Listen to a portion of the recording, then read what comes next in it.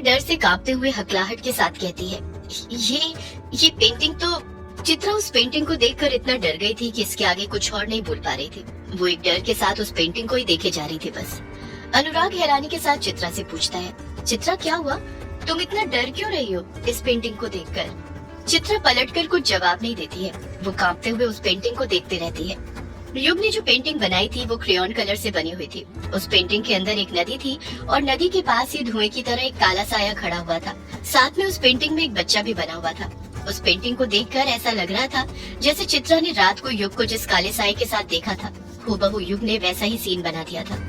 बस उसमें फर्क इतना था कि उसमें कहीं भी चित्रा नहीं थी, बस एक बच्चा था जो एक धुएं से बने साए को नदी के पास खड़ा हुआ देखे जा रहा था। युग फिर चित्रा से पूछता है, मम्मा बताइए ना मेरी पेंटिंग कैसी लगी आपको? चित्रा इस बार भी कुछ नहीं कहती है। वो पेंटिंग को देखकर बहुत ज्यादा घबरा गई थी। अनुराग चित्रा को देखकर समझ गया था कि चित्रा कुछ नहीं कहने वाली थी, इसलिए युग का मन रखने के लिए वो ही उसकी पीठ थपथपाते हुए बोल पड़ता है, शाबाश युग बेटा, आपने बहुत ही अच्छी पेंटिंग बनाई है। Very good, very very good बेटा, ऐसे ही पेंटिंग बनाते रहो। चित्रा खुद से बड़बड़ाते हुए कहती है, नहीं ये नहीं हो सकता युग, ये कैसे? अनुराग चित्रा को घूरते हुए कहता है, ये तुम क्या बोले जा रही हो चित्रा, तुम ठीक तो हो ना? चित्रा ना में अपना सिर हिलाते हुए कहती है, नहीं युग, ये नहीं बना सकता, नहीं बना सकता युग ये। अगले ही पल चित्रा युग को हिलाते हुए कहती है, युग बेटा ये पेंटिंग क्यों बनाई तुमने? युग मासूमियत के साथ जवाब देता है, वो माँ स्कूल में आज जो ड्राइंग क्लास थी ना, वहीं पर मैंने ये पेंटिंग बनाई। चित्रा हड़बड़ाहट के साथ घबराते हुए कहती है, वो तो ठीक है युग बेटा, पर ये पेंटिंग ही क्यों? और ये इस पेंटिंग में धुएं की तरह जो साया है वो क्या है युग बेटा? चित्रा को इतना घबराते हुए देख युग भी डर गया था। वो कुछ जवाब नहीं दे रहा था। चित्रा युग का हाथ कसकर पकड़ती है और उस पर दबाव बनाते हुए फिर अपनी बात दोहराती है, तुम चुप क्यों हो युग, बोलो ये धुएं की तरह क्या है, कौन है ये? युग डरते हुए कहता है, पता नहीं माँ, वो तो मैंने इसे ऐसे ही बना दिया। चित्रा गुस्से के साथ कहती है, पता नहीं तो फिर ये क्यों बनाया तुमने? युग कुछ कहता उससे पहले ही अनुराग चित्रा पर चिढ़ते हुए कहता है, ये तुम क्या कर रही हो चित्रा, युग पर क्यों चिल्ला रही हो, पागल हो गई हो क्या? भूलो मत वो अभी एक छोटा सा बच्चा है, बना दी होगी ऐसे ही पेंटिंग, इसमें इतनी बड़ी क्या बात है? चित्रा कहती है, बात है अनुराग, क्योंकि ये पेंटिंग बिल्कुल मेरे सपने से। इतना कहकर चित्रा खुद चुप हो जाती है। अनुराग की कुछ बातें और चेहरा देखकर ही वो समझ गई थी कि अनुराग उसकी बातों पर बिल्कुल यकीन नहीं करने वाला था, उल्टा उसे ही पागल समझने वाला था, इसलिए अपने मन की बातें वो अपने मन में ही रखती है, अनुराग से कुछ नहीं कहती है। चित्रा युग के हाथ से वो स्केच बुक लेती है और उसे ही देखते हुए बड़बड़ाती है, युग ये कैसे बना सकता है, कैसे? यही सब बड़बड़ाते हुए चित्रा उस कमरे से बाहर चली जाती है। चित्रा के जाने के बाद ही युग डरते हुए अनुराग से कहता है, पापा पापा मम्मा को क्या हुआ है? अनुराग बड़े प्यार से युग के सिर पर हाथ फेरते हुए कहता है, कुछ नहीं हुआ युग बेटा, आपको पता है ना आपकी मम्मा दिन भर कितना काम करती है, तो वो बेचारी थक जाती है, इसलिए वो कुछ भी कह रही थी। आप उनकी बातों पर ध्यान मत दो, आपकी मम्मा कुछ देर आराम करेगी तो देखना, उसके बाद सब ठीक हो जाएगा। युग खामोश ही रहता है, पलटकर कुछ नहीं कहता है। अनुराग युग का ध्यान भटकाने के लिए तुरंत बोल पड़ता है, युग बेटा आपने ये सब छोड़ो, आप तो मुझे ये बताओ और क्या क्या हुआ आपके स्कूल में आज, क्या क्या मस्ती करी आपने? युग खुश होते हुए कहता है, आपको पता है पापा, आज ना कछुए को टीचर ने मुर्गा बनवा दिया था, वो होमवर्क करके नहीं आया था तो। इतना कहकर युग अनुराग को बताने लग जाता है कि उसके साथ स्कूल में क्या क्या हुआ था। एक तो चित्रा पहले से ही परेशान थी, अपने पैर पर बने उस हाथ के पंजे के निशान के कारण। ऊपर से युग की वो पेंटिंग देखकर वो और ज्यादा परेशान हो गई थी। उसके कुछ समझ ही नहीं आ रहा था कि उसके साथ क्या हो रहा था। आखिर युग ने वो पेंटिंग कैसे बना दी थी? चित्रा रात भर परेशान रहती है, जिस कारण उसको रात में ठीक से नींद नहीं आती है। एक पल के लिए उसकी आंख लगती थी तो अगले ही पल खुल जाती थी, नदी के पास वाला हादसा याद करके। रात से कब सुबह हो जाती है चित्रा को वक्त का पता ही नहीं चलता है। जब सुबह होती है तो वो इतना तो समझ जाती है कि अगर वो पुरानी बातों के बारे में ही सोचती रहेगी तो परेशानी होती रहेगी, खुशी के साथ जी नहीं पाएगी, क्योंकि वो ये बात अच्छे से जानती थी कि कुछ सवालों के जवाब ढूंढने पर भी नहीं मिलते हैं। इसलिए चित्रा उस हादसे को भुलाने की कोशिश करने लग जाती है। खुद ही ऐसा मान लेती है कि उसके साथ जो भी हुआ था वो बस एक सपना था, कोई हकीकत नहीं। चित्रा खुशी खुशी वापस से काम करने में लग गई थी। चित्रा किचन के अंदर थी और अभी अभी उसने दूध का भगोना गैस पर चढ़ाया था, वही गर्म हो रहा था। चित्रा दूध के भगोने में चाय पत्ती डालते हुए खुद से कहती है, गर्मा गर्म चाय बनाती हूँ, फिर उसके बाद पेंटिंग करने बैठती हूँ। सारे काम हो गए, अब मैं आराम से अपना काम कर सकती हूँ। क्लाइंट को वो पेंटिंग भी वक्त पर देनी है, वरना एडवांस वापस करना पड़ेगा। यही सब बड़बड़ाते हुए चित्रा चाय बनाने लग जाती है। चाय के सारे इंग्रेडिएंट चित्रा ने दूध में डाल दिए थे और अब बस वो उसके पकने का इंतजार कर रही थी। चित्रा चाय की महक सूंघते हुए कहती है, खुशबू तो बहुत अच्छी आ रही है, एकदम कड़क चाय बन रही है। चित्रा चाय को पकते हुए एकटक देख ही रही थी कि तभी कमरे की लाइट बंद चालू होने लग जाती है। चित्रा कमरे में लगी लाइट की तरफ देखते हुए कहती है, ये लाइट को क्या हो गया? चित्रा के समझ में नहीं आ रहा था कि क्या हो रहा था। कमरे की लाइट तेजी के साथ बंद चालू हो रही थी। लाइट बंद चालू होने के साथ ही एक अजीब सी आवाज भी सुनाई दे रही थी। चित्रा कुछ समझ पाती कि हो क्या रहा है, तभी उसे एक डरावनी फुसफुसाती आवाज सुनाई देती है, चित्रा, चित्रा। कोई डरावनी आवाज में चित्रा का नाम पुकार रहा था। इस आवाज को सुनकर चित्रा की रूह कांप जाती है। चित्रा हकलाहट के साथ कहती है, कौन है? कौन है? चित्रा को फिर वही आवाज सुनाई देती है, चित्रा, चित्रा। चित्रा समझ गई थी कि आवाज पीछे से आ रही थी। चित्रा डरते हुए पीछे देखने लग जाती है। जब चित्रा पीछे मुड़ती है तो देखती है कि उसके पीछे कोई नहीं खड़ा था, बस एक खाली दीवार थी जिस पर लाइट की रोशनी बार बार आ रही थी और जा रही थी, लाइट बंद चालू होने की वजह से। चित्रा खुद से कहती है, यहाँ तो कोई नहीं है, फिर मुझे कौन पुकार रहा था?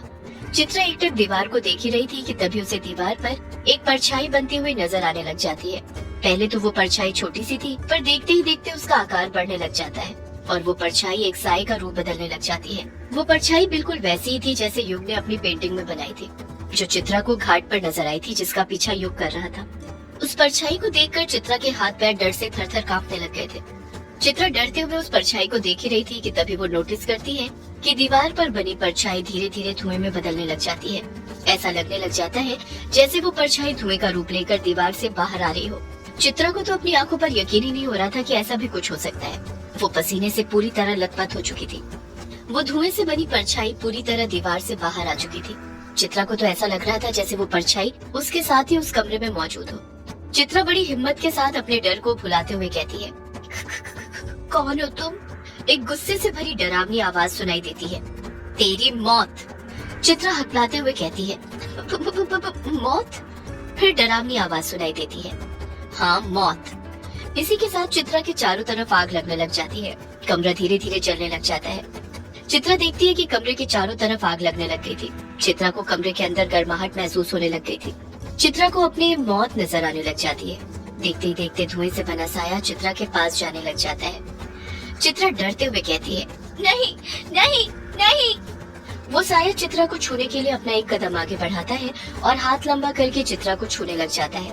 वो छाया चित्रा को छूने ही वाला था कि तभी चित्रा अपने कदम पीछे खींच लेती है। चित्रा जैसे ही अपना कदम पीछे खींचती है, उसका हाथ जलने लग जाता है और वो कसकर चीखती है, आ!